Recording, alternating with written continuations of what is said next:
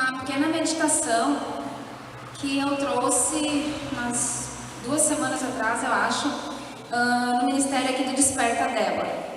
Então, algumas já escutaram, outras eu mandei um áudiozinho, só que a palavra do Senhor, ela não é como um limão que a gente espreme e sai todo o suco.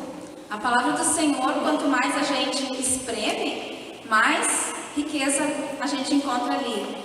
A palavra do Senhor, ela é uma água viva, ela jorra. Então, quanto mais a gente lê a palavra, mais ela vai se revelar para nós, mais a gente vai ter do Senhor nas nossas vidas. Então, aqueles que já escutaram, as meninas que já escutaram, né, vão reforçar. E aqueles que não escutaram, então, vão poder ouvir essa palavra agora. É uma pequena meditação. E se encontra no livro de 1 Samuel, o capítulo 30, do versículo 1 ao 24. Eu não vou ler todo o texto, a gente vai ver algumas partes só.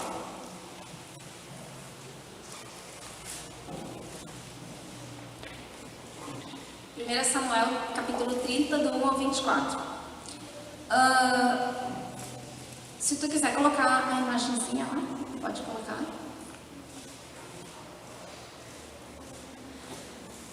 Aqui conta essa história, fala de Davi, que ele estava vindo já há 3 dias com os seus 600 homens de uma batalha. Então ele estava já andando há 3 dias com aqueles homens de volta para casa, de batalhas que eles tinham feito anteriormente. E quando eles chegam, essa imagem não é uma imagem de agora, mas a gente imagina que é ali. Quando aqueles 600 homens eles chegam em Ziklag, que era essa cidade onde eles moravam, eles avistam e aquela cidade ela está em chamas. E quando eles chegam mais perto, as suas mulheres, as suas filhas, os seus filhos, tudo que eles tinham ali tinha sido levado cativo, tinha sido levado embora, tinha sido roubado deles.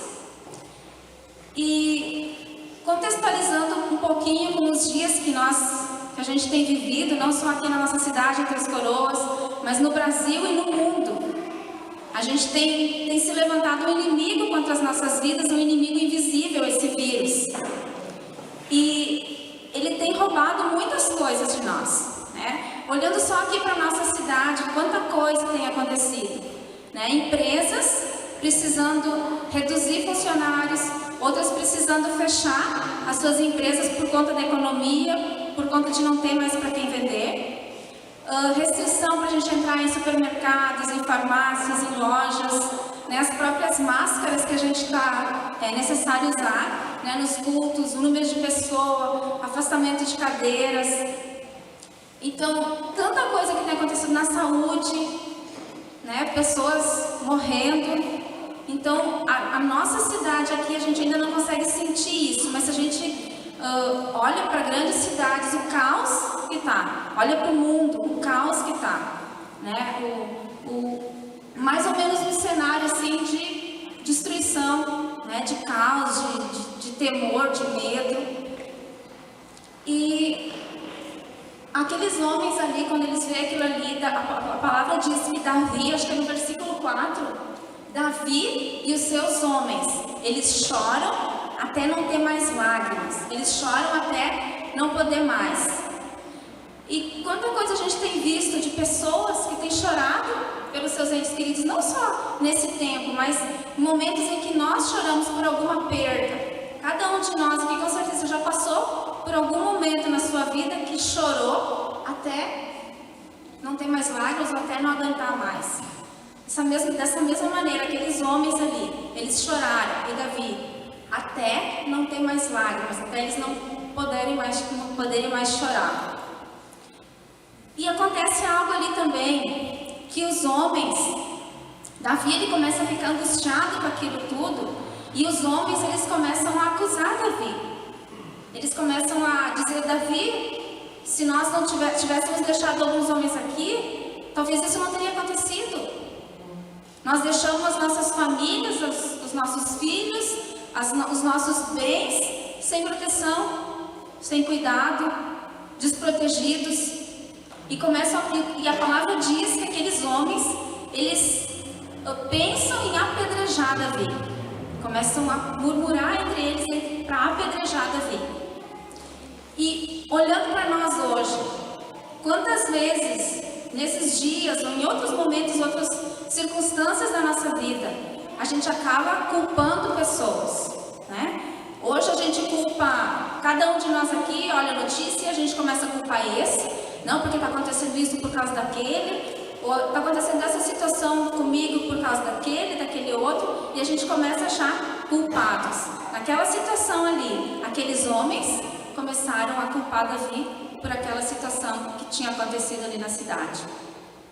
Só que acontece algo muito interessante na vida de Davi, porque a palavra diz que Davi, ele reanimou-se no Senhor. E diz ali, porque eu amo no Velho Testamento, porque se a gente for ler antes do capítulo 30, a gente entende por que desse reanimou-se no Senhor. Porque Davi, ele estava, daquelas batalhas de Saul perseguindo ele tinha se esquecido de Deus, de consultar a Deus em algumas situações. E naquele momento, a palavra diz que Davi, ele reanimou-se no Senhor. Davi, ele se fortaleceu no Senhor. Tem algumas versões, não sei se essa ali fala, mas diz que Davi, ele se encorajou no Senhor. Então, dessa mesma maneira, queridos, nós podemos nos reanimar no Senhor. A gente pode se fortalecer uns aos outros no Senhor, nos encorajar uns aos outros. Foi isso que Davi fez ali naquele momento. E agora, Davi, ele faz algo, ele chama o sacerdote e ele consulta a Deus, algo que ele havia perdido. Ele não fazia mais isso. Ele ia para as batalhas e não consultava o Senhor. Mas naquele momento ali, ele vai e consulta a Deus. Ele pergunta: Deus, eu devo perseguir esse bando? Ele não sabia quem é que era, né, que tinha atacado ali. Eu devo perseguir eles ou não?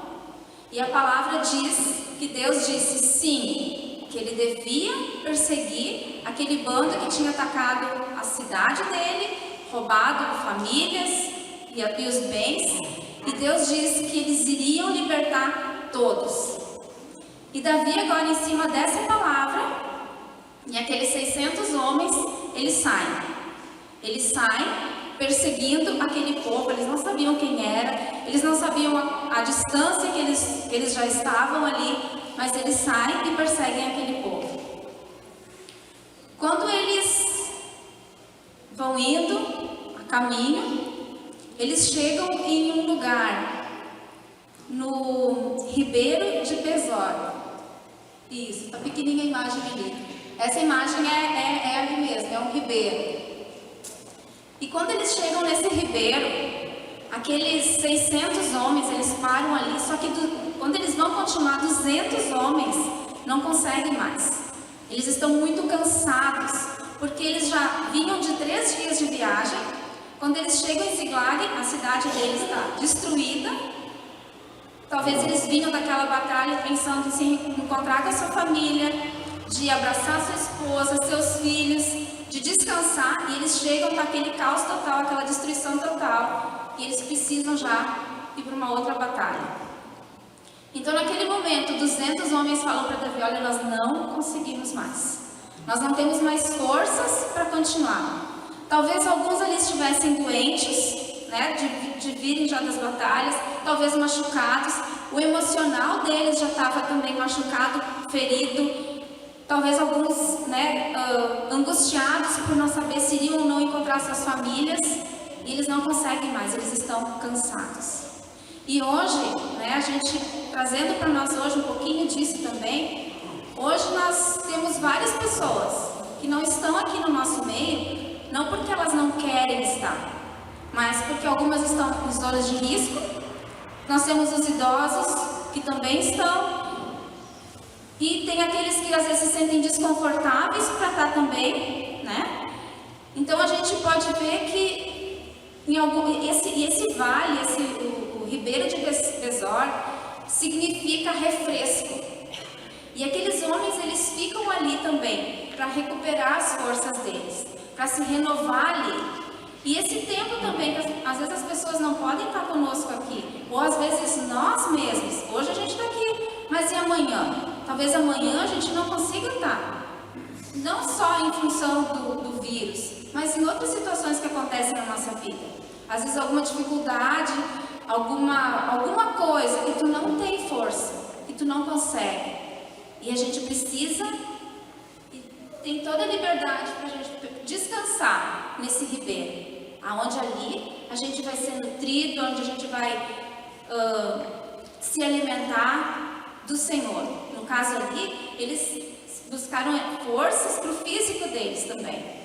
Mas na nossa vida a gente pode descansar nesse ribeiro, descansar no Senhor, buscar esse refresco. A gente cantou ali de descansar nos braços de Deus como uma criança. Eles descansaram, eles ficaram ali nesse ribeiro descansando, porque eles não tinham mais forças, não que eles não queriam continuar, eles não tinham mais forças. Agora Davi e esses 400 homens que sobraram ali, eles continuam atrás desse bando que tinha atacado a família deles. E quando eles vão indo, eles se encontram com um egípcio, eles se encontram com um homem caído, tá? Faz de conta que é um egípcio isso ali. Eles se encontram com um homem caído na beira do campo. E os homens de Davi, eles pegam esse homem e levam até Davi. Davi alimenta ele, dá água para ele, e quando ele recupera as forças dele, Davi pergunta para ele: quem tu é? Da onde tu vem? E ele fala então que ele é um egípcio e que ele vem de terem batalhado em outros lugares, e que eles tinham junto com o Senhor. Ele pergunta quem é que era o dono dele. Ele disse que ele era servo de uma amalequita e que ele estava vindo de tacar fogo numa cidade, Ziglag, que era a cidade de Davi. Mas Davi, naquele momento ali, ele podia ter deixado o homem caído e seguido o caminho dele. Eu lembro da história do bom samaritano. Passa um, passa dois, mas quando o bom samaritano passa ali, ele para, ele ajuda, ele trata das feridas, ele leva aquele homem machucado. E Davi ali e os seus homens, eles se identificam com a dor daquele homem que estava abandonado há 3 dias e 3 noites ali, por esse senhor que era uma amalequita, que era o dono, que era o senhor dele. E Davi começa a conversar com ele e pergunta para ele: tu não nos levaria até esse bando? E aquele egípcio, ele disse: sim, só me poupa a minha vida. E Davi disse: não vou te matar. E eles levam, esse egípcio leva então o Davi e os seus 400 homens até esse acampamento. Quando eles chegam naquele acampamento, aqueles homens estão bebendo, eles estão festejando, estão se alimentando ali, fazendo festa, porque eles tinham derrotado várias cidades antes. Eles estavam festejando todo o despojo que eles tinham conseguido. E Davi, eles entram ali, matam aqueles homens ali, recuperam suas mulheres, recuperam seus filhos, os bens que eles haviam tirado de Ziglag, eles recuperam, e todos os outros despojos que eles tinham pego de outras batalhas também. Eles levam tudo e vão embora. Quando eles estão voltando, eles chegam de novo naquele ribeiro, aonde aqueles 200 homens estão lá, o ribeiro de Besor. Eles chegam lá. E quando eles estão chegando, o povo, os 400, começam a murmurar e dizer assim: olha, Davi, eu acho que tu devolve para ele as mulheres, as crianças, mas a bênção, os bens, os despojos que a gente conseguiu, nós colocamos a nossa cabeça a prêmio, eles não vão receber. E Davi, com toda a graça, é uma sombra de Jesus, da graça dele. Davi, com a graça e misericórdia, disse: não. Aqueles que foram para a batalha e aqueles que ficaram no ribeiro cuidando da bagagem vão receber a mesma parte. Essa graça que Davi coloca ali sobre aqueles 200 é a mesma graça que Jesus coloca sobre as nossas vidas. Mas Jesus, no seu amor, Ele se entregou por cada um de nós. Ele morreu por cada um de nós. Nós merecemos não pelas nossas obras, mas pelo amor de Jesus, por Ele ter se entregue lá naquela cruz e derramado o seu sangue por cada um de nós. Porque Ele morreu, nós podemos viver hoje. Ele vive em nós. E tem uma história de São Martinho, que é essa figura ali, é uma história real. São Martinho, ele era filho de um oficial militar que odiava o cristianismo. E quando ele tinha 12 anos de idade, ele começou a sonhar com uma vida contemplativa e distante do mundo, reclusa do mundo. E essa ideia não agradou o seu pai. E ele começou de várias maneiras tentar alguma forma de que aqueles sonhos do filho dele não se concretizassem. E ele se valeu de um edito imperial que dizia que os filhos dos oficiais, eles deviam ser alistados no exército. E com 15 anos, Martinho, ele foi alistado no exército. Com 22 anos, ele estava com a tropa dele fazendo a ronda numa cidade. E quando Martinho chega à porta da cidade, ele se encontra com um mendigo que está ali pedindo esmola, que está pedindo algo ali para ele. E Martinho, ele não tem nada ali com ele. Ele pega a espada e ele reparte a capa dele. Ele pega aquela metade da capa e ele cobre aquele mendigo do frio, que era uma noite muito fria. E Martinho, naquela noite, ele tem um sonho, que anjos vinham, pegavam essa metade da capa e cobriam os ombros de Jesus. E Jesus fala para aqueles anjos, Martinho ainda não sendo doutrinado no cristianismo, ele me vestiu. Ele me vestiu. E com essa